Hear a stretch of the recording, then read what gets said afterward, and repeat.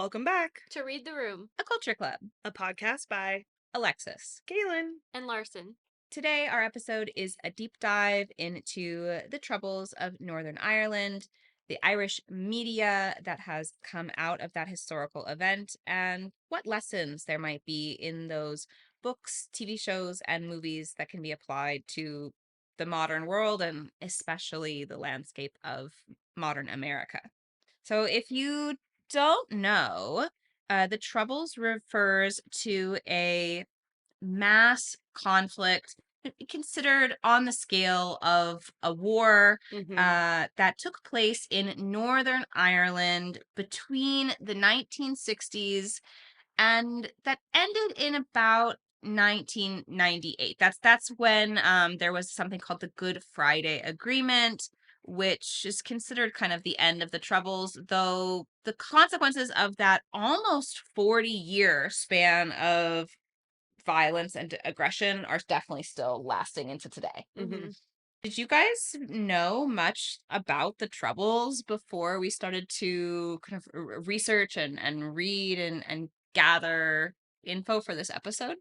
We'll talk about this a little bit later on too, but Derry Yeah. Girls is heavily centered around the Troubles. Phenomenal show made by an Irish creator. But other than that, I feel like I had a very I knew something had happened, I guess, but not a lot. And I also honestly probably until we went to Ireland in like 2017? 2017, I think. Yeah. I honestly don't know if I knew that Northern Ireland and Ireland were two different two different countries. Yeah. I I think that in America, the Irish culture we get is like St. Patrick's Day, in Catholicism. There's Yeah. we don't know a lot of nuance about, and then the potato famine. Yeah. Right. We don't know a lot of nuance about the cultural components of the UK and of Ireland, Northern Ireland. Yeah. I think for me, my first introduction to the Troubles, Mhm. it was like I was introduced to it fairly recently. I read Say Nothing, which we'll also talk about later, in 2021. Mhm. And I think I can't remember if I read that before or after Derry Girls, because I know I didn't start Mm. watching Derry Girls right when it came out. I watched it a little bit later. See, I feel like I started watching the Dairy Girls because I thought you had recommended it to me, but now I feel like I started watching that in 2019, pre-COVID, I feel like, for some reason. I can't remember because it came out.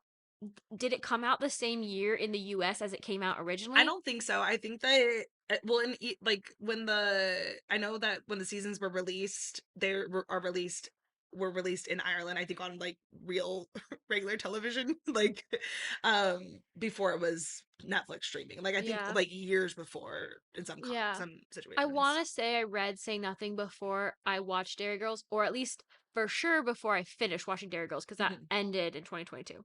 But before that book, it was like stuff you hear randomly, but you never piece it all together. Yeah, like an Irish car bomb. Exactly. Yeah. You know The that IRA. yeah, you know that there's Yeah. some cultural context that is creating these things, but Yeah. nobody is giving you any context. Yeah. Yeah, that's kind of why I wanted to ask, because I know that for myself coming into it, I don't think I had a really good grasp on what the Troubles referred to, Mhm. other Mhm. than that there was some conflict.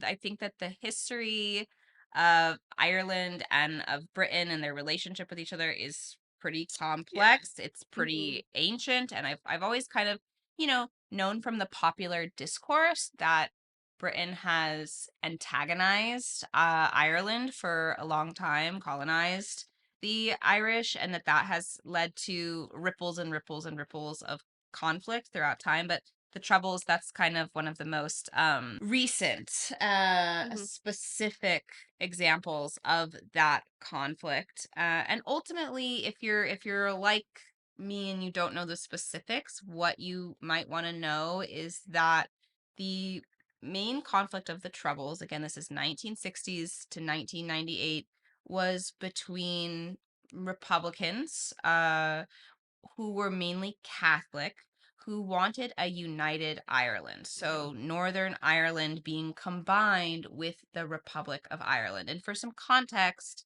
like Belfast is in Northern Ireland, whereas like Dublin is in the Republic of Ireland. So the conflict between those who want a united Ireland and then loyalists, who are mainly Protestant, who want Northern Ireland to stay in the UK connected to Britain. There was a Catholic minority and a Protestant majority, and there was a lot of In Northern Ireland. in Northern Northern Ireland, Ireland, right? yeah. Yeah, specifically in the Northern Ireland territory. I just want to make like I think sometimes when you're not as familiar, like Sure. when I was reading Trespasses at some points, I was like, okay, let's refocus and remember exactly who's who. Because like if you're not living in it or you don't know as much about it, I feel like sometimes, Mm-hmm. especially it's Ireland and Northern Ireland, it can get a Yeah. little confusing when we're talking Yeah, about there's a things. Catholic majority in In the Ireland, Republic of yeah, Ireland, Catholic minority in Northern yeah. Ireland. Right. And so I will post a map with the episode announcement on our Instagram. So if you're listening along and you're like, oh my God, I need a visual, what's the difference between Northern Ireland and the Republic of Ireland?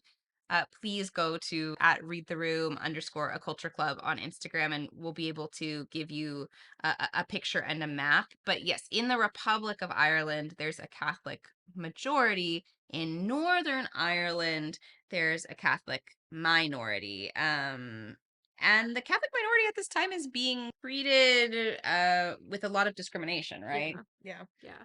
So and that shows up in terms of housing, that shows up in terms of jobs, shows up in terms of voting and representation. Schools, a- everything. yeah, a lot of the works that we will get into in just a little bit specifically look at, the inability of those who were Catholic in Northern Ireland to get jobs, right? Which is your basic means of survival. Mm-hmm. Belfast, which, like I said, is in Northern Ireland, is kind of the hotbed of a lot of this conflict. I have this quote from Reverend Gary Mason, who is a Northern Irish reverend, and he gave a pretty descriptive quote in a podcast episode by PBS NewsHour entitled What Americans Can Learn from Northern Ireland's History of Political Violence. And he says, those late 60s, early 70s, we call it ethnic cleansing, but very, very quickly, people began to move into their own safe spaces. And by the time we reached 1972, the worst year of the conflict, we had a terrorist incident every 40 minutes. So they're really seeing this as being a sectarian conflict with a lot of religious undertones. Very much people are segregated or discriminated, and the violence, the daily violence that people are living with is very much extreme. I mean, we're talking people living through active conflict every day with a lot of authority figures at play, which I'll try to break down a little bit, just because when I was reading some of these Northern Irish works, I was getting confused. Yeah. Mm-hmm. But some of the key players here are the Royal Ulster Constabulary, or the RUC, which is the police force in Northern Ireland starting in 1922 to 2001. So would be the police throughout the Troubles. Then you have, in opposition to them, the IRA, right? Which we know as being related to the Republic of Ireland. It's kind of like a paramilitary group. On the same side as the RUC, the police, you have the British Army. And then you also have a Protestant paramilitary opposing the IRA, the Republicans, the Catholics as well. It's always interesting to me as someone who's really not very religious that like two forms of Christianity can hate each other so much. Like, aren't we all like vibing for the same guy? Like, Yeah, and I think in this instance, like, it's so much more than religion, it's cultural. yeah. Yes. It's, like, so much deeper than religion. Yeah. Yeah. I mean, the religious aspect is important, obviously, because it was a line of division, but really people don't consider the Troubles to be a religious conflict because it does go so much beyond that. Something that is really sad but is important to acknowledge is that, like, a vast majority, over 52% of the casualties, which the casualties number roughly around 3,500 for the Troubles, but over 50% of those casualties are civilians. Mhm. The majority of the people killed Mm-hmm. are I quote unquote innocent. I bet that that number is actually higher because Right. there's more people classified as being involved with the IRA or like an oppositional force that were killed, and either for the government to look better or just to spin a story like it was told that they were more involved than they were. To kind of round out this brief, because again, this is an almost Yeah. 40-year conflict. So we're not going to go into every twist and turn in the history of the Troubles. It's important to have the foundation and to know the basics players of that conflict. But to kind of round it out, I will say again from that same PBS podcast, there's a American tourist named Judy Woodruff who summed things up well. She said, "Here in Belfast, the so-called peace walls that separate Catholic neighborhoods from Protestant are physical reminders of the violence and vision that can still be felt decades after the signing of the Good Friday Agreement that formally ended the conflict. Many of the people who lived through the Troubles still struggle with that history and with how to move forward together, which may hold lessons for our own country." Hmm. Again, Mm-hmm. she's an American tourist. But I think that since the Troubles ending in 1998, there have been many, many years of people who lived through that experience, of Northern Irish people, of people from the Republic of Ireland, and maybe even of people from Britain, unable to fully process what they went through, like Mm-hmm. a deep generational and individual and societal trauma and Yeah. conflict. And because it takes time sometimes to process those things, to figure out how to move forward, we sometimes see a gap in when the literature and the media about these Hmm. events really surges. Something that it's kind of been described as like the Troubles ended with the Good Friday Agreement, but they didn't end. And it's often Yeah. referred to as like a cold peace, Mm-hmm. that like there is still a lot of distrust in society. And I think where we're at now with all this media and art being out there is there are people who it's like it's safer to express and like use, in America, like First Amendment, freedom of speech. Hmm. So it's safer to be able to express themselves in whatever way that is than it used to be. But a lot of these issues still exist. Yeah. Yeah. Yeah, they still exist and aren't being addressed Mm. either, which Yeah. can continue to It exacerbate the issues. yeah, Yeah, maybe it's not as violent on the level it used to be, but there's still the rumblings. peace that was brokered didn't satisfy everyone. That's Mhm. the outcome wasn't like, oh, everything's fixed. Yeah. Yeah. And that kind of brings us to why we wanted to talk about this topic today, which is a resurgence in today's media, or rather like an expansion of our understanding in popular culture Mm-hmm. of the Troubles and how it relates to other regions of the world. Do you guys want to talk about some of like the wealth of recent works that have been centered on the Troubles? Yeah. Sure, yeah. Well, I think a good example of that, or kind of showing what that felt like to like teenagers or just general people at that time, is Derry Girls. Would say a pretty popular television Yeah. show that has been out since 2018, but it's set at the very end of the Troubles, Mm-hmm. and it's a group of girls and an added boy cousin, but they're in their teens and they've lived with this their whole lives. Their parents have lived with it most of their lives. If How does math work? I mean, their parents, All of their yeah, lives? almost all their Yeah. lives, if Yeah. not all of their lives, they've lived with it. And I think that Dairy Girls does a really good job of showing you that everyday life still goes on and must go on, but there are these impacts of the troubles, and whether that's just like when you're going out of town on a bus and you're getting stopped at a checkpoint, or like they do this like outreach program with like a Protestant school and they end up like in a fist fight. It is just everyday life magnified in a way, like with this additional trouble. Mm-hmm. Yeah, and I think there's a few other pieces on this list that really delve into the like mundane aspects Hmm. of everyday life.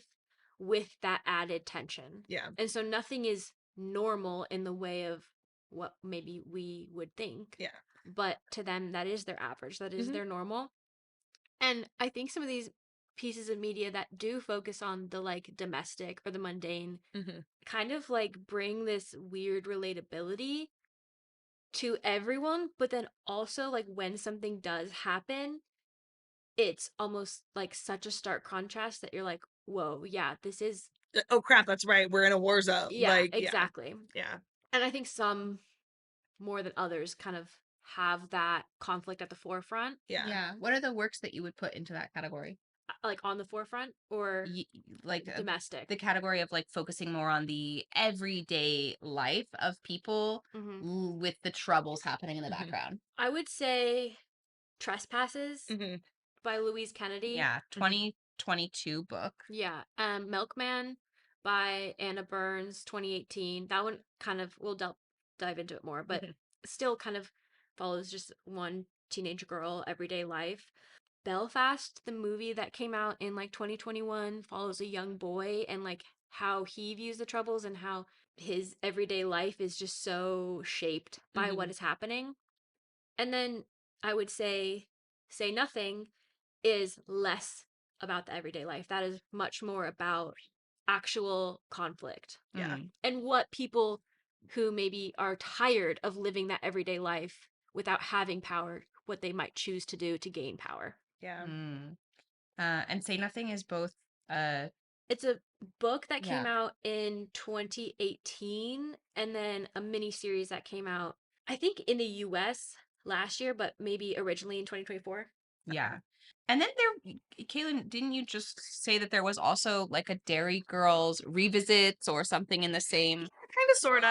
world? The Derry Girls creator Lisa McGee just came out with a, I would say, differently in tone, mini series. But this one takes place present day, right? Or about Yes, present yeah. day. So it's present day. It's set in Belfast. It's how to get to heaven from Belfast. I wouldn't say that there's direct reference to the Troubles, and Hmm. like we're Mm, saying, it's present day. It's 30 years Yeah. post. However, I haven't watched it yet, but Yeah. it's following these people who then grew up in the 2000s, 2010s. Hmm. So they're the first wave, first generation post Troubles. Yeah, right. no, absolutely. And a lot of the story is centered around them being in high school in the, Hmm. like you're saying, in the 2010s. And it's kind of flashing back between something they did then and how that's affecting what they're doing now. And it is it's a lot darker, I would say, than Dairy Girls, Yeah. a little spookier. But it is still, it has that humor that I think is distinct to Ireland, but also to like other places that have gone through really fucked up things. Hmm. And I think that that shines through in How Hmm. to Get to Heaven from Belfast, and just kind of how they interact, like how, and maybe this is just how Irish people are a little bit more curt or direct. There's somebody I work with in the industry that I work in who's Irish, and she always is like making that like direct comparison of like, you Yeah. guys do things differently than we do. Like, just deal with me, kind of thing. So maybe it shows less explicit cultural way. But after we've talked more about reading Trespasses and talking more about the Troubles, I would be interested to go back again. It was a great show. I really Hmm. enjoyed it the first time, but to kind of look at it through this other lens of Hmm. like, how did this impact this show, and obviously impact the creator was Yeah. a teenager during the Troubles. Like, her Dairy Girls is about her growing up. Yeah. I don't know, it's interesting how these things impact things for so long in Yeah. such different things that you think they would impact. Exactly. And I think Right. kind of our point to a lot of this is like, this is all media and art that has Hmm. been able to be made post Yes. Troubles. Yeah. And like, that's an expansion of, like I was saying earlier, this freedom of speech Hmm. and freedom to like discuss what happened when before living in such a surveillance state, you weren't supposed to say anything. You weren't supposed to be observed. You weren't supposed to draw attention to yourself. So now being able to talk about it Hmm. and Yeah. also process it in a way that is maybe like removed from yourself. Hmm. Yeah. I mean, creating art is historically always been like a form of processing and a Hmm. form of coping. But as Larsen's saying, there was a real lack of freedom of speech within this history Mm-hmm. a real inability to express, and that can linger, right? So the fact that we're seeing, I mean, we just named 6 different books, TV shows, or movies that just came out from 2018 to Yeah. 2026 that Mhm. touch on this Northern Irish history. Well, another one, not book, TV Yeah. show, whatever, but just the group Kneecap. Like Yeah. they have been pretty big in our US media over the last few years. And that's a young group of men who are, very much sticking to the Republican mindset Mhm. and putting their own experiences with the Troubles Mhm. on other world conflicts like the genocide in Palestine. Yeah. Well, and even I guess this would be towards the okay, towards the end of the Troubles, not at the end of the Troubles. The band the Cranberries are prevalent. They're popular at that time, Yeah. and Zombie is a protest anthem about the Mhm. Troubles. And I'm sure that there's a lot more other references in their music that are talking about that. And I think that Sinead Yeah, O'Connor, Sinead O'Connor. yeah, same thing. It's a direct Yeah. line of like, this is how we get to A to B here. Like, Yeah. yeah, Yeah, yeah. yeah. I mean, the Cranberries, they're such an early and iconic and revered example Hmm. of using music as a form of protest. Mhm. So that's so great. But like we see it in like Kneecap today. We also like Hosier is Yeah. admittedly one of my favorite artists, and one of the things that I've always really admired about him is his use of music as a form of activism. He grew up in the 1990s in post Troubles Ireland, and he's always been very outspoken about Palestine Mhm. and the genocide in Palestine, and draws parallels between that conflict and the conflict in Ireland and Ireland's fight for independence as well. So you see maybe both the expansion of Northern Irish literature or media that touches on the Northern Irish experience as a result of people processing, also as a result of people gaining or having the freedom to express, Mhm. but also as a result of that generation that was one step removed from the Troubles, Yeah. Hmm. taking up kind of the baton Yeah. in order to speak out about those experiences and how it still affects present day as well. Hmm. Yeah. We have all kind of touched on different pieces of Northern Irish Troubles related media. Hmm. We did all read Trespasses by Yeah. Louise Kennedy just in order to help anchor the conversation, but then we've also independently read some different works so that Mhm. we can compare as well. So the basic plot of Trespasses, it takes place in about 1975. The main character is named Kushla. She's a 24-year-old Catholic school teacher in a town outside of Belfast. It's a bit more rural, and that is a community mixed of Catholic and Protestant members. And she starts a affair with a married barrister. It's like a lawyer who is Protestant, and their relationship is kind of a central plot point of the book. But in the background is the Troubles and is this conflict, and that conflict slowly starts to creep in on the central plots of the novel Mhm. until it kind of is Comes all to a head. Yeah. one and Yeah. comes to a head. Exactly. Yeah. Yeah. I was gonna say until it catches up with her, but really, like, I don't think that that's the right.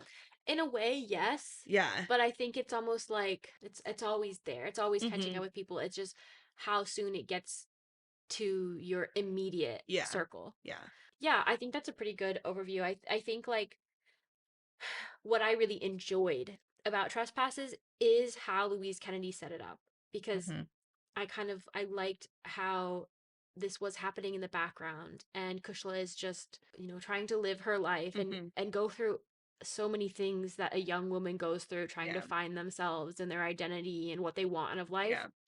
And also, like, just a hard time to be a woman in general. Like, Yeah. I mean, anytime is a hard time to be a woman, but. But then these pieces of conflict Hmm. are getting closer and closer and closer, and I liked how Louise Kennedy set that up. Hmm. Yeah.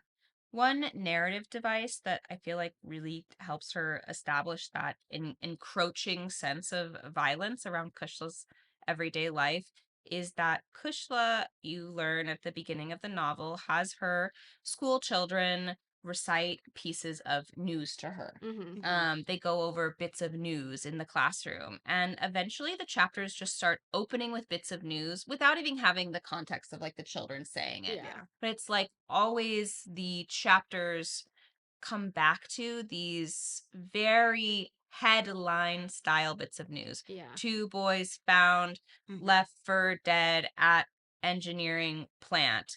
Man left outside factory, knees broken in. Like just these Mm-hmm. brutal glimpses into the Yeah, violence. and almost like in a sterile Yeah. way. Right. Yeah. Yeah. And a lot of times not even associated Mm-mm. with anything. That's just what it It's just said. things are happening. Yeah. Yeah. Not for any specific reason that we all know this is happening Yeah. because of, Yeah. yeah. So much of the book is about Kushla's inner world, but then those little bits give this kind of like sobering reminder of Mm-hmm. the world beyond her, of the outer world. And I think that that's how Kennedy kind of sets up the reader to be desensitized to the Mm-hmm. violence Mhm. that surrounds her everyday life, until all of a sudden someone close to her is just another headline and Yeah. is killed off almost unceremoniously, just the same as all the Yeah. other people in those violent blurbs. Yeah. And I think something too that is, again, like you can see it getting closer to her is the people are unnamed until, Yes. like Yeah. everybody who's mentioned, It's just they're, a person and yeah. something happened. A person and something Yeah. happened. Yeah. Yeah. And it is almost like it inches closer and closer on Mm-hmm. her because at first it's just people who are totally strangers. Eventually, it's the dad of one of her students Hmm. Mm-hmm. who's like injured to the brink of death. And then by the end of the book, it's the person who she would say is closest to her. Yeah. Something I liked about the news portion is that like Davy, did we mention by him by name already? Not by name, but No. Davy's one of Kushla's students. Yeah, Yeah. Davy is the student Who's whose dad yeah. is injured. Uh, Yeah. And before we get to that part where he's injured, he is so excited that his dad got a job.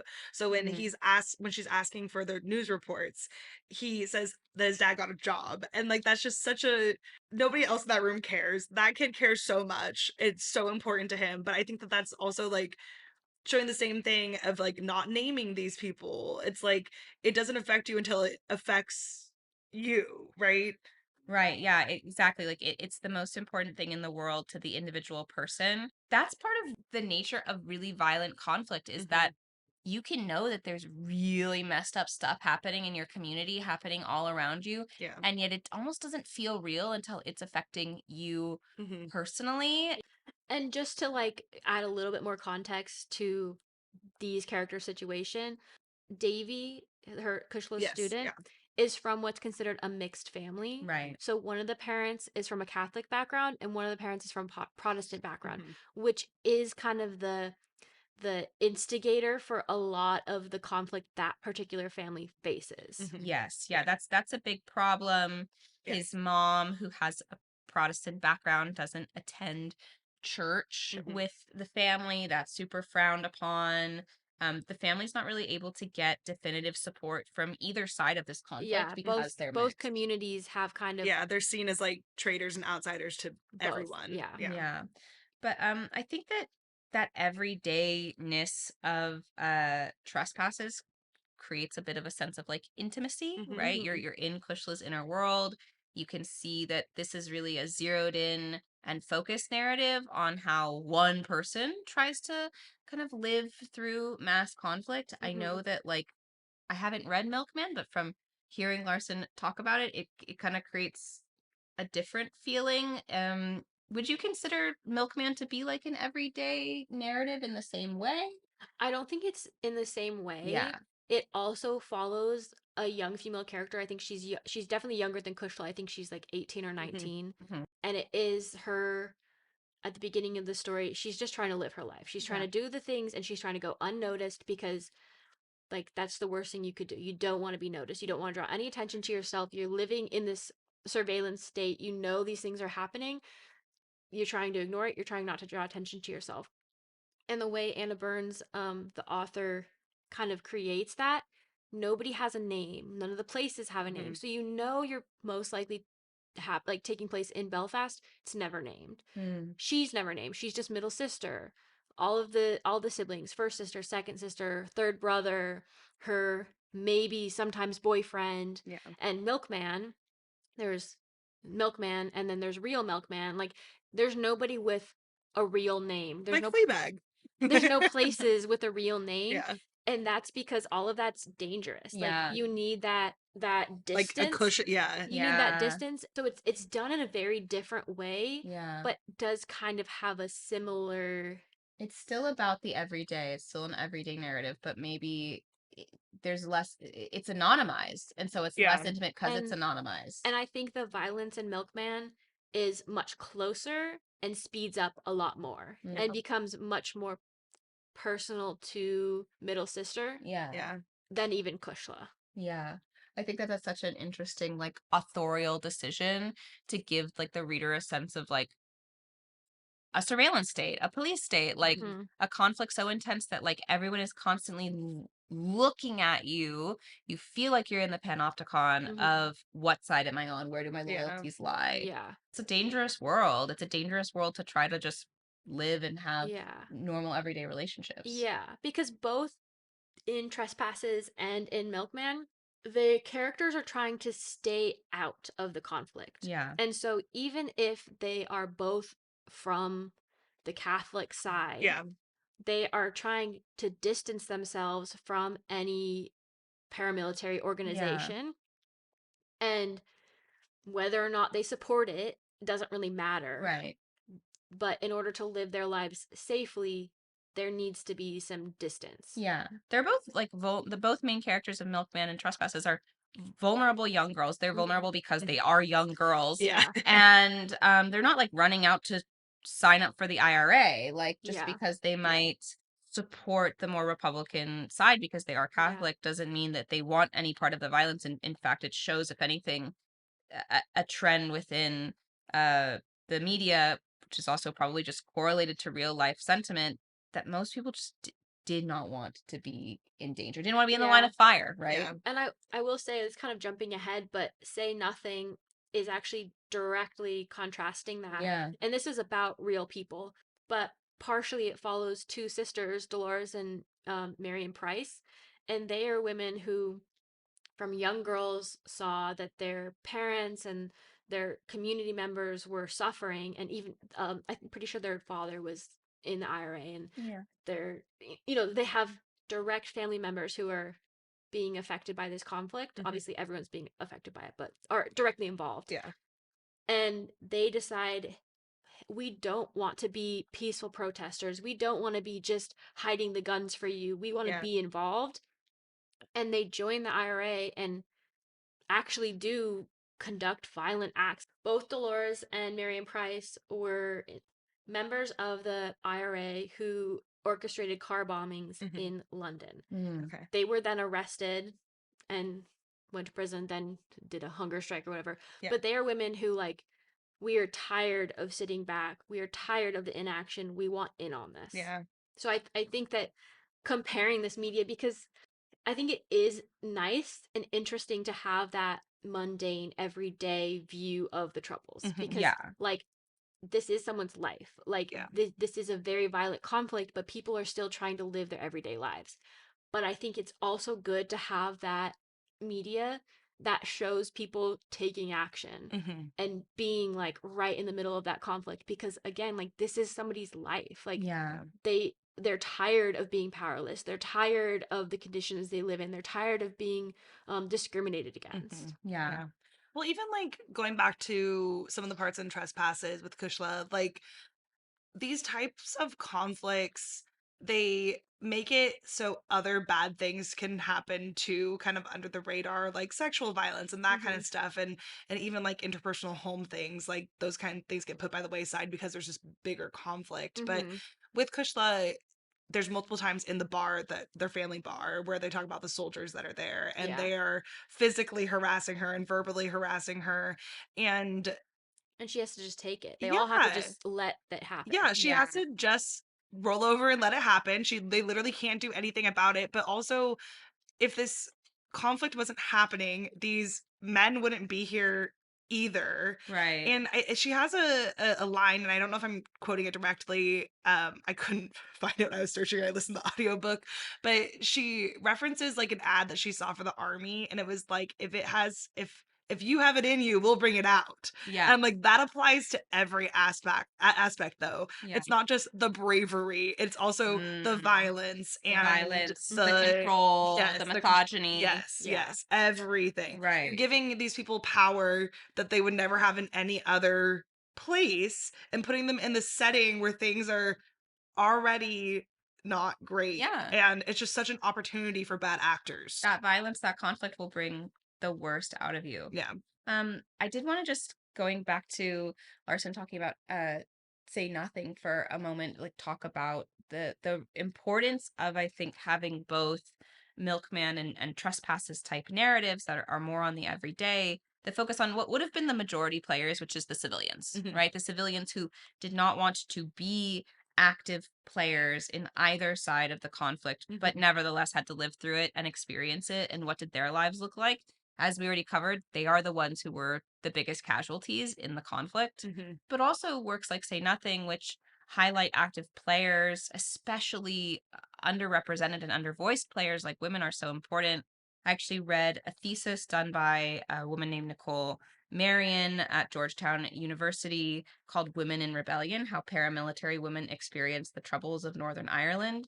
It was just a really interesting read because it's basically was saying we overlook the fact that women, we're not just sitting idly by. The people who were active in the paramilitaries on both sides were not just men. Mhm. Yeah. The thesis did give some important historical context that women being involved in the Troubles in an active capacity was a lot more common on the Republican side Yeah. or in the IRA.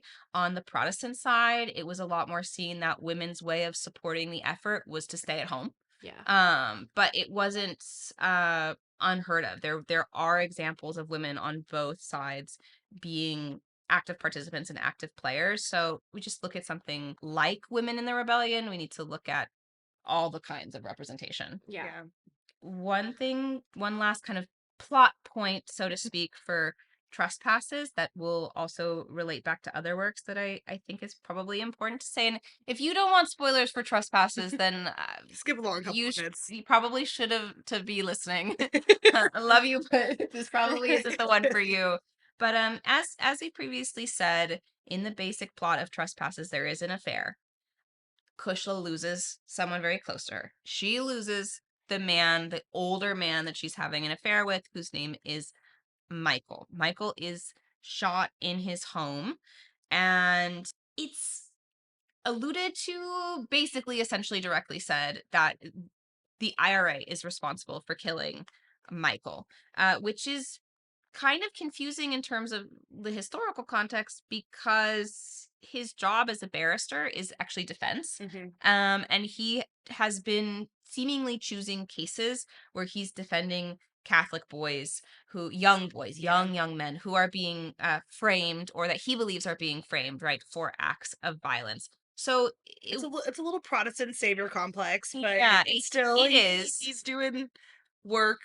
What his reasons for taking on those cases might be certainly could be scrutinized, but in essence, he is doing a good for Catholics. And so for the IRA to then seemingly be responsible for his death kind of draws up questions about the role of surveillance and how much sense that act of violence even makes Yeah. Mhm. in the world of the Troubles. In terms of surveillance, we've already kind of talked a little bit about that being a big theme across these works.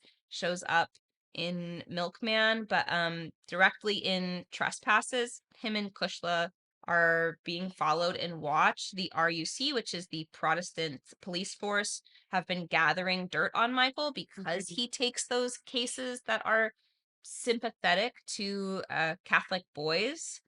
So they're being watched, they're being surveilled by a Protestant authority force, yet then he dies because At the hands of the IRA. yeah, Yeah. or at the hands specifically of Davies, that student who Kushla has been helping, his older brother, Tommy, right? So Davies' older brother, Tommy, admits to being the one to shoot Michael.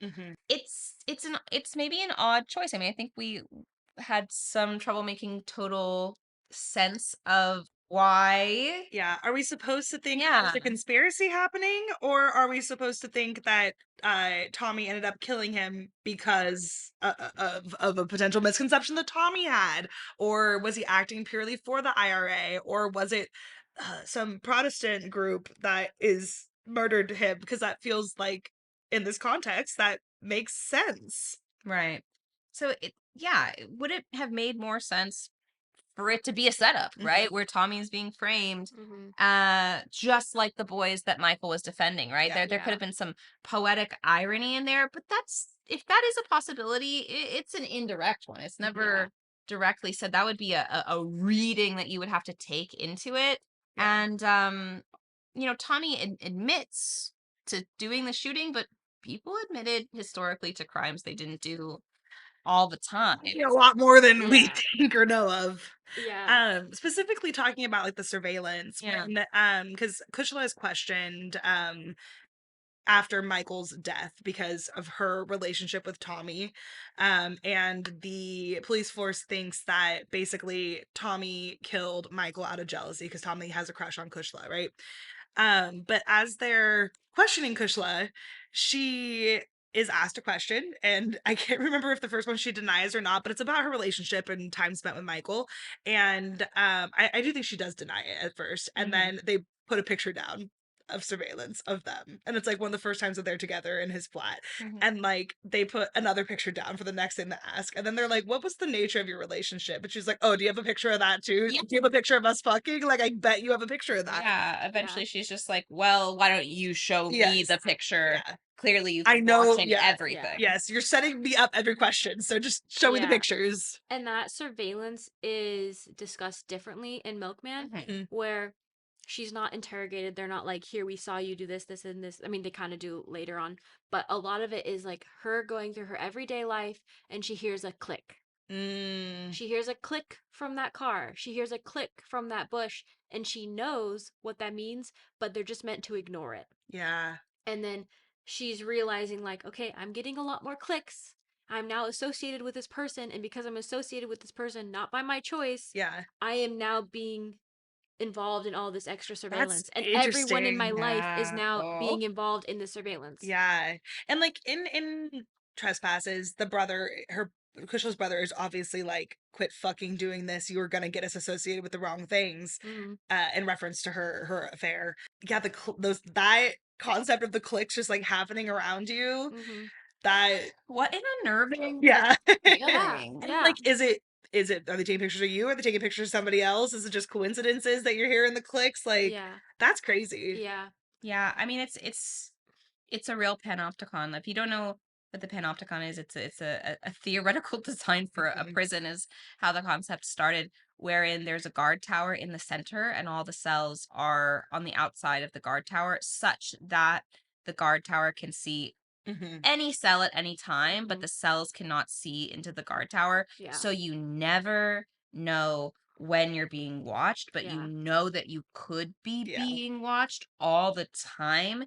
And what that psychologically does to a person is you just start to assume you act differently Yeah. 24/7 Yeah. because you feel that surveillance. Even if you're not being watched, you're waiting for the next click. Yeah. And honestly, every now and then TikTok feels like I'm being set up in the panopticon. Like, I'm like, The if I algorithm's like this, watching. am I gonna be on a list? I'm probably already on the list, but An addition to that surveillance is the idea of just rumors. yes. And it's discussed in Trespasses 2 And we were also saying, like, we almost assumed that there would be more rumors, Yeah. and maybe it's just phrased that way because, like, Kushla herself doesn't know that all these rumors are Yes. happening. Yeah. But in Milkman, that's very central to the plot.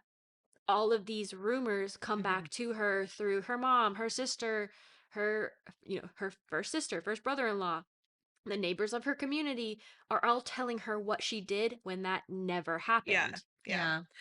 Well, and honestly, in this day and age, anywhere, old people are still looking out their windows like Mhm. they are neighborhood watch. Yeah. But like, But when it's a matter of someone's life, yes, yeah, like there's a conflict going on.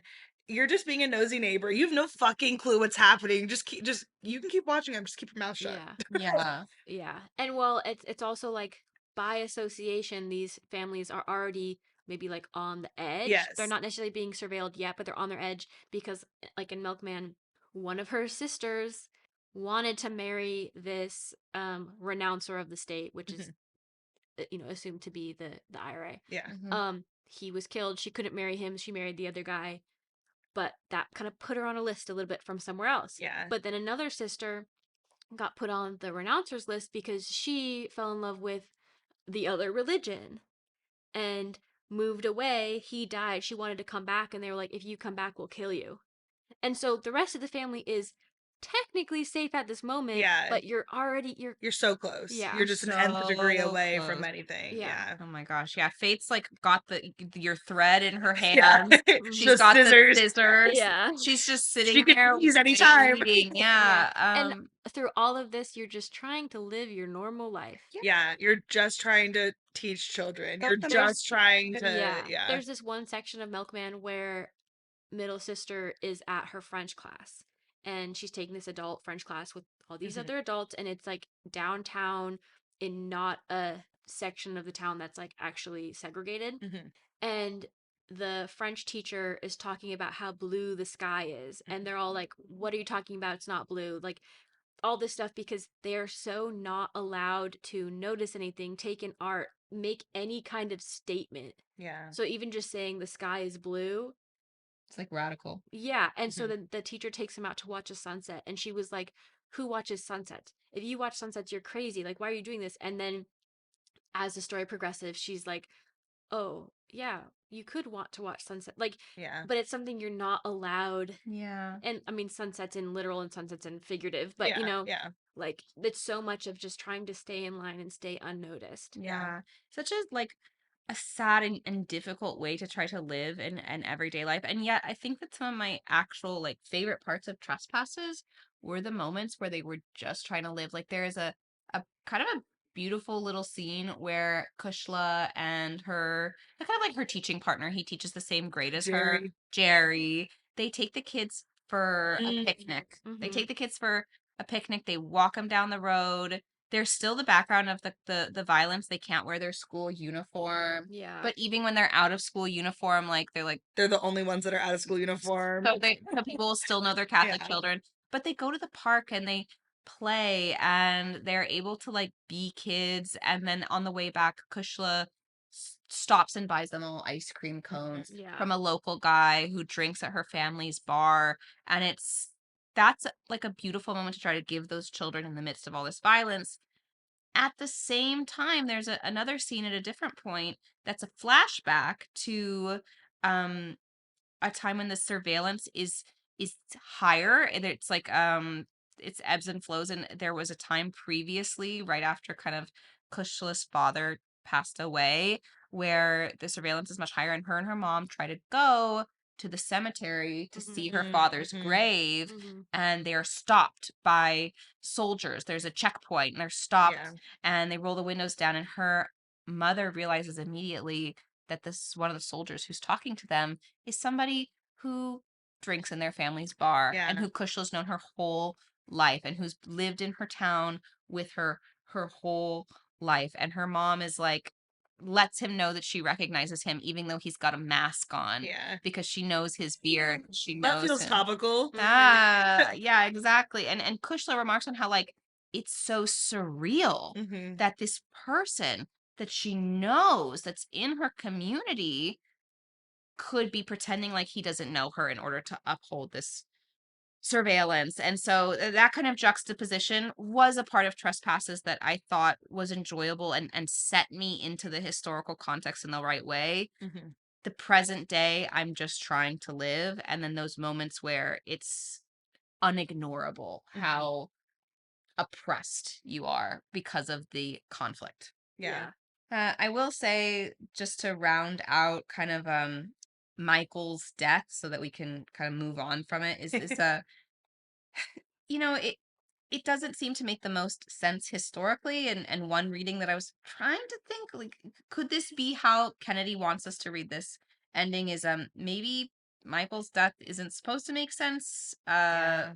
Who has killed him isn't supposed to matter or make sense, because war is nonsensical. Like, Mhm. war is not satisfying. There's not always a clear villain and a clear hero, and certainly not in a conflict like the Troubles, where there's so much on both sides. So if it doesn't make sense, maybe that's the reality. Lots of people died needlessly. Lots of accusations were made at innocent people. Mhm. Um, but I do know that reading feels like it is not given to you. If that's what she's going for, you're stretching for it. Whereas I think Mm-hmm. Milkman, Larsen, you had mentioned, if we are trying to get at the nonsensical nature of the Yeah. Troubles and war, Milkman kind of achieves that in a different way. Yeah. I think that Milkman definitely has more of that nonsensicalness, and I think a lot of that is attributed to the writing style. Mhm. It's very stream of consciousness, and the fact that like no people are named, no places are named, everybody has like nicknames or something. Mhm. Um, it adds to this kind of like weird otherworldliness, but then there's still a lot of humor. Mhm. But then also at times you're like, this is crazy. This would never happen. Why are people acting this way? So there's just kind of like absurdity to a Yeah. lot of it, and yet it's happening. Yeah. And it's a very serious topic. Yeah. To kind of give an example of like the absurdity of the conflict in the way that Anna Burns like writes it in Milkman. So you know on the first page that Milkman dies eventually. But then you get to that point and it says, so it was while standing in our kitchen digesting this bit of consequence that I came to understand how much I'd been closed down, how much I'd been thwarted into a carefully constructed nothingness by that man, also by the community, by the very mental atmosphere, that minutia of invasion. As for his death, they had ambushed him by late morning as he pulled up in that white van outside the parks and reservoirs, which meant that after 6 false starts, they had got their man at last. Before Milkman, they had shot a bin man, 2 bus drivers, a road sweeper, a real milkman who was our milkman, then another person who didn't have any blue collar or service industry connections, all in mistake for Milkman. Then they shot Milkman. Then they played down the mistaken shootings while all playing up the intended shooting as if it had been Milkman and only Milkman they had shot all along. Certain parts of the media, however, critical of the state, were not prepared to let them away with it. Headlines such as Milkman shot in mistake for Milkman and Butcher, Baker, Candlestick Maker, watch out had already begun to appear. These were followed by newsreel and further print runs reminding the state of its other blunders, its perversions, its secret army outfits, its drive-by shooting, its very own disheveled status of extra special beyond the pale. Wow. Wow. Don't they also reference Butcher, Baker, Candlestick Maker in Trespasses? And I'm trying to figure out exactly where that is, but I swear they use that phrase talking about like the community. Yeah, I think that they do. I think it's on the ice. I think it's on the picnic walk, maybe actually. Like Maybe. she's saying hi to people as she's passing. Yes. Yeah. Yeah, and she's Yeah. like, and it's either her or Jerry says like, all that's left is the candlestick maker or Yes. something like. Yeah. Yeah. Yeah, it's a popular colloquialism. Yeah. Is it Um, or for the Irish, maybe, I don't know. it's a honestly not allowed they shouldn't be allowed to say it. It's a Oh. Really? popular English nursery rhyme. Oh. Oh. Not they shouldn't be allowed to say. Well, no, that puts them on a list. Right, yeah, be Okay. careful. You I, can't I see what you're saying. Say yeah. nothing. Yeah, because like one of the big things in Milkman is she likes to read, Yeah. Yeah. but she only reads stuff before the 20th century Yeah. because anything after that could be interpreted anyway. And even the fact that she's reading Anything. anything really Yeah. like could be misconstrued, but like nothing obviously that nursery rhyme is not from the 20th century, but still like you can't be reading anything like maybe sometimes boyfriend has the like engine of a supercharger. It doesn't have the Union Jack flag on it, but it's known to be an English car. So the fact that he has it puts him at risk. Yeah. Interesting. Yeah. Yeah. That's such a like I know that there's other examples of this throughout history, but it's such a recent example and it's so interesting. Question for you guys. Yeah. If you were 24 years old and you were working in a bar and this 52-year-old man, He's 52. in his 50s. Okay, I'm Yeah, there. this I'm imagining. this 50-ish-year-old man who knew your father um Okay. when you were growing up, knew you potentially when you were growing up. Mm-hmm. And you just like meet him at a bar one night. Mm-hmm. And then you start having I'm sorry, a married man He's married with a child with children's. with children. Would you think that's like a romantic like thing for this like old ass man to be like hitting on you? To Like walk into the bar, and he was friends with my dad, and he starts hitting on me and sleeping with me despite the fact that he's married with an 18-year-old yeah. son. Yeah, Yeah. and let me quote that I hoped I would deflower you, he tells you after one time when you have sex with him. Do we feel like that's any Oh. romantic qualities? Yeah, so we talked a bit about what was good and historical about trespasses, and what we definitely, I know that we collectively have some things that we doubt about the narrative of trespasses, and the main doubt would be in the romantic plot of Kushla's affair with Michael. Kaylin, that is the creepiest scenario. The It is the creepiest creepiest scenario. After Michael dies, to be clear, we're talking about Kushla and Michael. After Michael dies, she sits with her mother, who also knew Michael very well, and like she Because they're the tells same age. yes, she tells stories about Michael, and it makes Kushla feel so good. Would that not creepy the fuck? I mean, like I wouldn't be this far in the situation to begin with, but like your mother is reminiscing about your dead pedophilic boyfriend. I don't know. No, I mean, I don't think that it's very romantic at all. I think that romance as a genre can be a bit of a loaded term. Mhm. And I think that if we were talking about weak points of the book, the romance is a weak point because there is Mhm. more kind of strength just in Yeah. the narrative of like Kushla's life and the everyday, and even and the background threads of the troubles themselves. Yeah. I Michelle's obviously looking for an escape. Like, Yeah, of course. put the Yeah, troubles aside. She has her mother's an alcoholic that she's in charge of taking care for. Her brother is running the family bar that is struggling.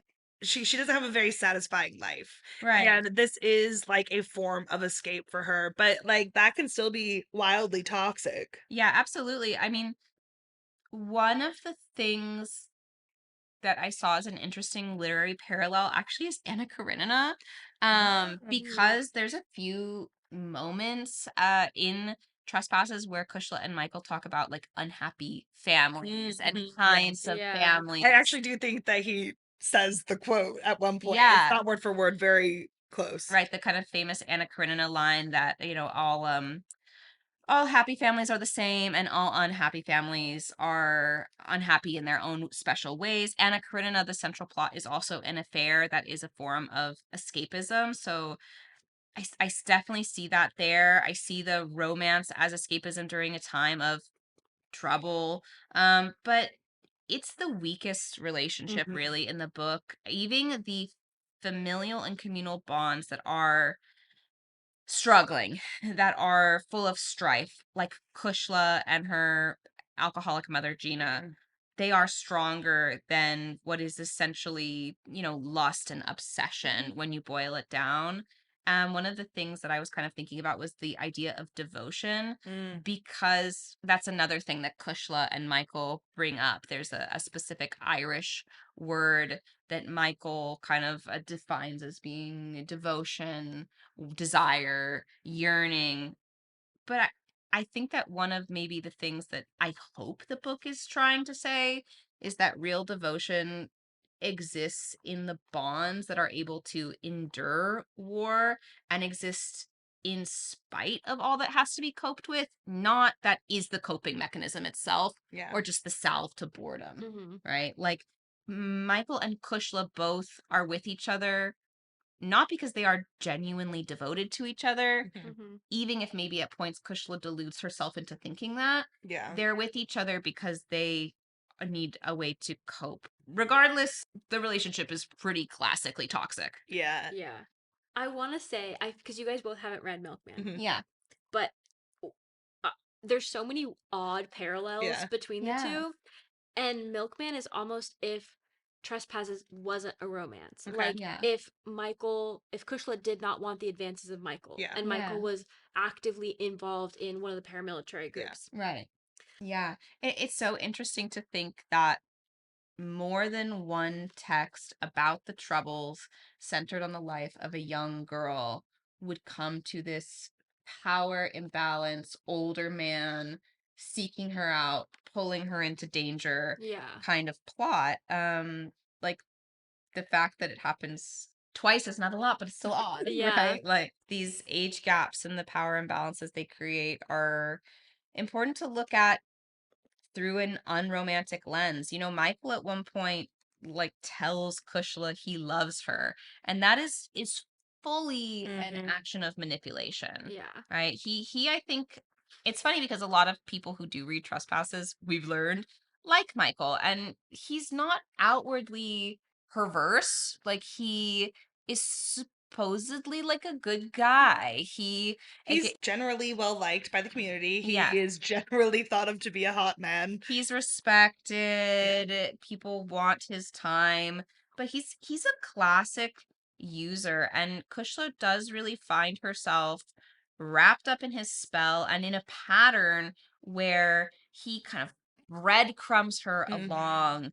And for much of the book, we have to, as the reader, endure her going back to him and having brief moments of clarity where she's like, "Oh, I shouldn't be doing this." But then he calls. But then he calls, and I think as the reader, you're like, "Oh, what the fuck? Why are you going back? Like, snap out of it, girl." Eventually, she does have a moment of clarity, where she meets his wife, and she says it seemed now he had been directing things, showing her where he lived after 1 month, Mhm. giving her his number after 2, a key after 3, leaving her waiting for days on end, then reappearing, reeling her back with a trip to Dublin, an afternoon in his flat, an hour in his car, fucking her until she couldn't think straight. She disliked that she was not the first, but the dawning knowledge that she was not be the last was killing her. And I think that that is literally the only paragraph you need of Kushla and Michael's relationship. That Yeah. sums it up. That Mhm. sums up the whole kind Yeah. of torrid affair. And she has to deal with the sobering kind of shame that she has allowed herself to fall into this cycle of obsession and shallow ended devotion. In Milkman, it is so much more, like I said, if Kushla didn't want the advances of Michael, and it goes to the point where he continues to pursue her, threatening people in her life Hmm. and putting her in positions to continue to make those encounters. So like how Michael has the date, the key, the whatever. Mhm. Milkman also kind of has that because he has this power in society to force middle sister into the path he wants so that she Yeah. ultimately does end up in his van. Mm. And so it's framed completely differently. It's not a romance. Like Yeah. she is being followed. She feels like she's being forced into this. But it is kind of a similar thing of an older man using his power to get what he wants out of this relationship. Yeah. Yeah. Either way, there's like an abuse of power, which I think honestly goes back to what Kaylin was saying about if you have War it, bringing out the yeah, worst in exactly. everybody. Well, and I don't Yeah. even know if it's the worst. Like it's Yeah. bringing out your traits. And like I think that some people, I don't want to say shine in war, but like Mm-hmm. you see that they're a good leader, a generous leader, a leader that's thinking about more than just this issue that's Yeah. in front of them. Well, And then you get people who just want they're a gonna mask and a gun. yeah. That kind of makes me think of Say Nothing, because Yeah. a big person in Say Nothing who Mm-hmm. has denied ever being a member of the IRA, but Jerry Adams, he Yeah. is in this story is told to be like, he said he's a pretty high up leader in the IRA, Mm-hmm. and he's the one who's meeting these people, getting them to join. So Dolores and her sister Marion, and then another character that's talked a lot in Say Nothing is Brendan Hughes, and they're all involved together. And Jerry Adams is essentially like their boss, Mm-hmm. their commander, whatever. And at the time, they trust them with their lives. Like, he controls like literally if they live or die. He's sending them on these missions. Yeah. He's telling them who to take out, who whatever, where these weapons drops are going to happen, all Yeah. this stuff. And they're following him because they believe in this United Ireland, Yeah. this And you have to have this blind faith because there's so many moving parts. And if and anybody knows, then exactly, because yeah. like not only do they trust him to plan these operations correctly, but like you have to trust everyone you're with, because if you are abducted, taken by the British forces, Mm-hmm. then you could be either killed, you could be sent Yeah. to prison, Or you could tortured be until they get what they want out of yeah, you. you can be turned as a spy and informant and then killed. Yeah. Like there's so many things, so like there's so much trust that has to go on between a leader and these followers. In Say Nothing, Jerry Adams for decades, for years is Mm-hmm. doing this, and then he changes, he flips later, and he takes this political career, and he's involved in the discussions for peace. Mm. And so all of these people who worked under him, Doing illegal, risky things for the movement. yeah, still trust him at first. They're like, okay, he's in there. Now we Yeah. have a voice. And then he does the peace brokering, and they do not get what they want. Yeah. Mm-hmm. There is peace. The conflict has ended. Northern Ireland is still part of the UK. Yeah. So a lot of people who are involved on the Catholic side, the IRA side, feel like all of the work that they did, Mm-hmm. all the The lives lives that that they were lost. lost, Yeah. were for nothing. Yeah. And Jerry Adams, their supposed leader, is part of that. Yeah. Yeah. And he's reaping benefits of Yeah, a that. lot of And benefits. yeah. Yeah. And he, to some people, is seen as As a a broker of hero, peace. yeah. And yeah. Yeah, and that's somebody who, for in some of these cases, literal decades, they put trust in, Right. and then to kind of, they feel like stabbed in the back. There's a betrayal. Yeah. Yeah. Yeah. Yeah. And like, we don't truly know the inner workings of all these people's minds, but it's Mhm. like, how can you do that? And is the road to hell paved in good intentions, and that is what that is? Or is it and you're being a bad actor, I guess, to just benefit yourself? Or Yeah. like, what's the Yeah. reasoning behind that for those And I people? mean, I think a lot of people did ultimately want peace. You know, a lot of people who were not directly involved in the paramilitary groups, they wanted Yeah, they're peace. sick and tired of having to go through a checkpoint when they're going to their friend's house for dinner Yeah. and being subjected to violence Yeah. in But places they should not be subjected to violence. but it still ended up in what I said earlier, like a cold peace. Hmm. And so how much has changed? I'm sure there are plenty of people who feel like this conflict is still very much there. It's just not as violent. Yeah.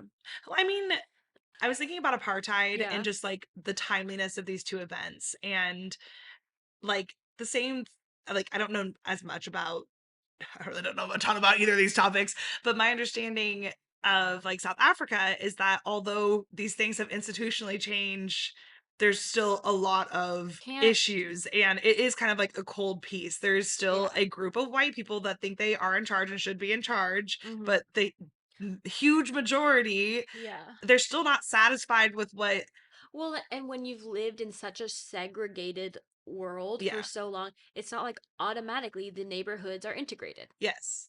Yeah, you It's can't not just like, flip a switch, yeah, and the oppressed is has biases too, and they're probably justified in a lot of ways, yeah, and that has a lot of healing that has to happen in order for these societies to actually integrate and to not still continue to think about these issues and these issues to still be simmering under the surface. yeah. Like, I think that obviously a conflict like this has lasting impacts, and we kind of talked about it in terms of like just the art that it's produced, Mhm. but like on real humans, it impacts the way that you live and process Yeah. things. And when we were looking into like more research for this topic, because it comes up in a lot of the literature that we've looked at, drug addiction and alcoholism Mhm. became a really big issue. Yeah. Alexis, I think you have the stat. Yeah, I do. I'll read it in a sec, but just to tack on to that, it's both an issue during the Troubles And after. and after. Mhm. Yeah. A lot of the characters throughout all these uh, different works are using drinking as a coping mechanism. It's explicitly commented on in the Trespasses with Michael drinking more and more. You see alcoholism in Gina, Kushla's mother. Mhm. Um, You kind of see Kushla have I thought she was gonna have a huge alcoholic episode after Michael Yeah. dies when she's drinking with her mom and Yeah. Well, then in Milkman, it's not necessarily explicitly alcoholism, but the idea of bars Mhm. and clubs being places that people could still go to. Yeah. Yeah. So there is a coping through addiction, a coping through substances during the time of the Troubles, but also, like Larsen was saying, just because you quote unquote end a conflict, reach a peace agreement, Mhm. doesn't mean that there is actual peace. It's a cold peace. People are left to continue coping with all of the aftermath. Yeah. That same reverend who I gave a quote from at the beginning, Reverend Gary Mason, who spoke to PBS, said more than 4,000 people after the ending of the conflict in 1998 have committed suicide because of conflict related issues. 1 in 5 ex prisoners are drinking themselves to death. So they're self medicating with alcohol. We have the highest dosage here in this tiny little space of Northern Ireland of antidepressants in Western Europe. I think a key for any person in American leadership is to ensure that you never descend into political violence as we did here. The cost of that is absolutely incredible. So just kind of Yeah. touching on that reverberation and how you don't just see that in specific acts of violence committed, you Yeah. see that in what happens to your society Yeah. Yeah. in the aftermath. Yeah, I Yeah. mean, you'd see that in America with veterans coming back from Mm-hmm. wars and a lot of other things in America as well, but Yeah. specifically like Vietnam veterans. They were treated like shit when they came back. They didn't really have a choice to go. Yeah. And a lot of them self-medicated. There wasn't resources for that. They Yeah. saw they saw and did horrible things Mm-hmm. and they didn't want to be a part of it. Yeah. And Yeah. Well, it's such a devastating thing and that's a cycle that yeah. doesn't just impact that individual, that Well, impacts yeah, their I was gonna families, their say, kids. yeah, I was gonna say it doesn't impact, or it does impact Yeah. that individual, but it extends beyond that by so much. Yeah. And this is obviously on a lesser scale, but like even the number of people who have died in this conflict, like kind of similar to World War I, where Mhm. they lost like an entire generation of young men. Yeah. Yeah. And you've, Literally known as the lost generation. Yeah. yeah, Yeah, and you yeah, have to recover in so many ways as a society. yeah. Yeah. And I think too, like it's easy when we're talking about dates to be like, well, that was kind of a long time ago.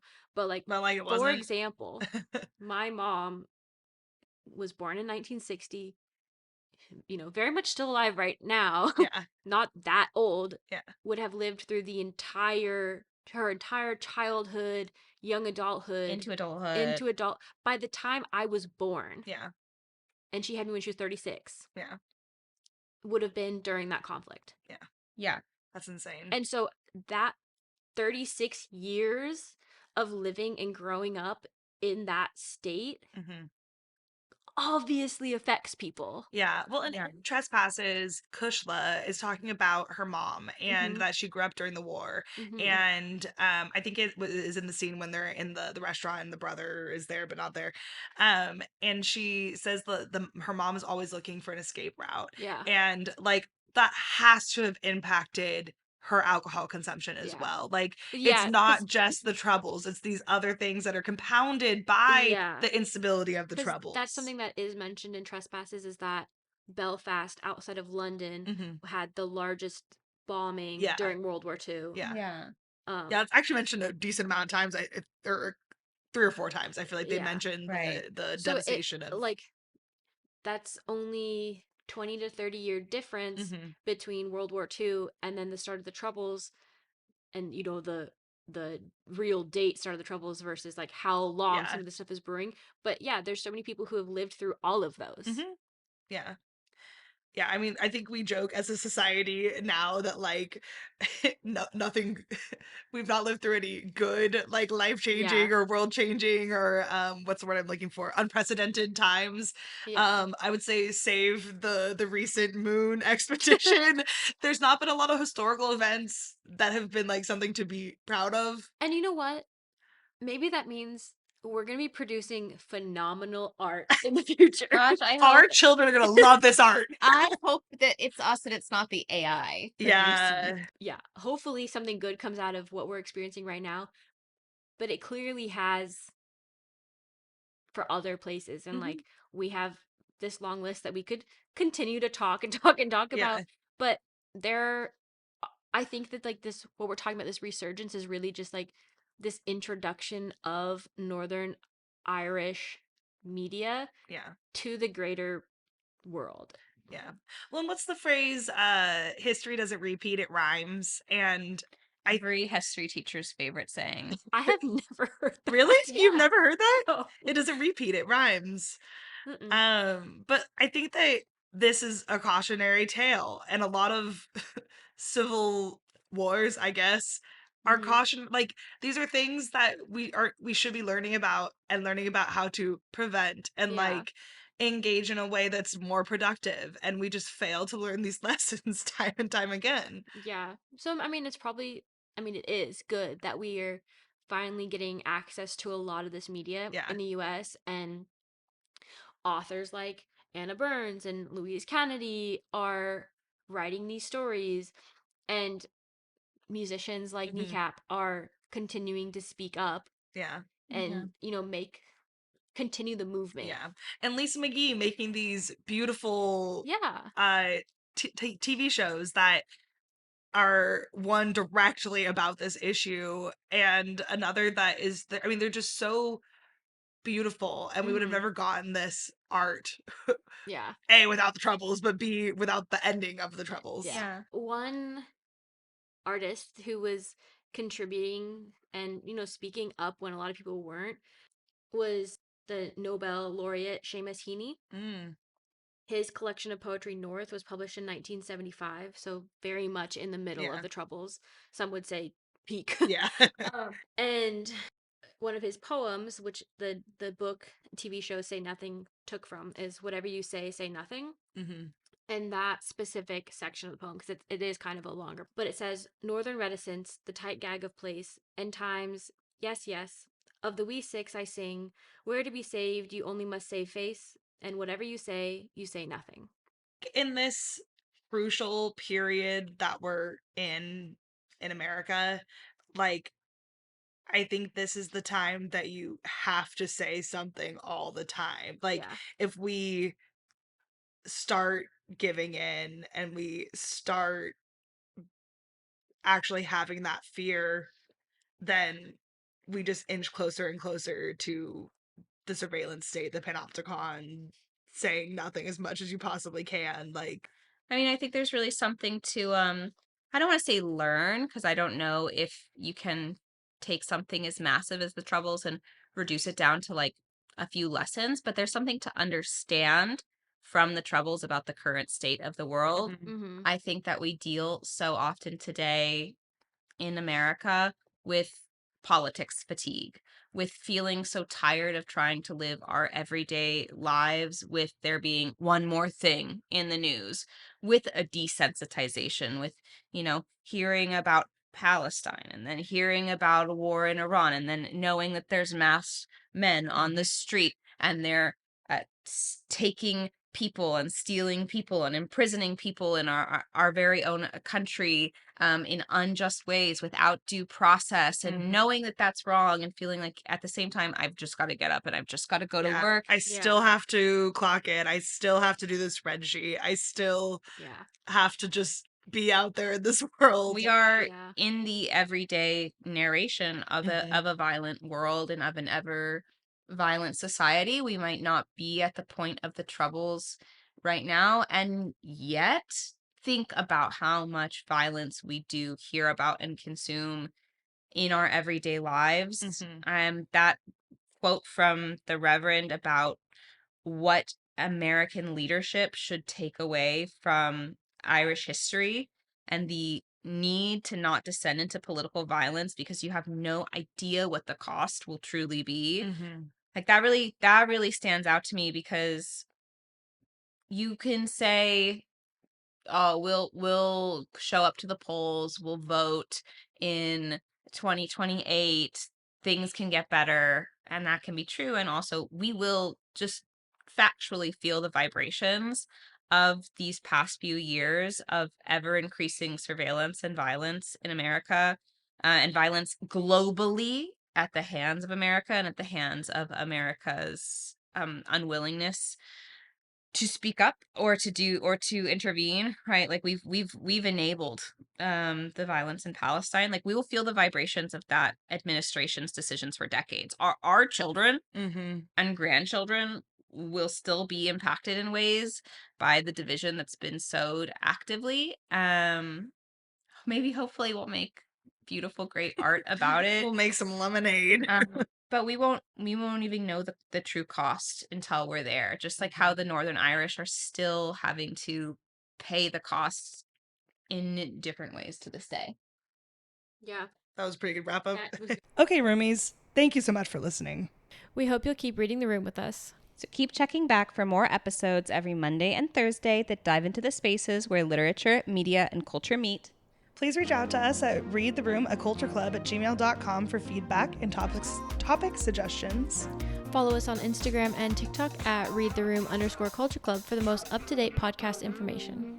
If you enjoy our podcast, please leave us a 5-star review wherever you listen. And remember to take up space in whatever room you're in. Bye! Bye!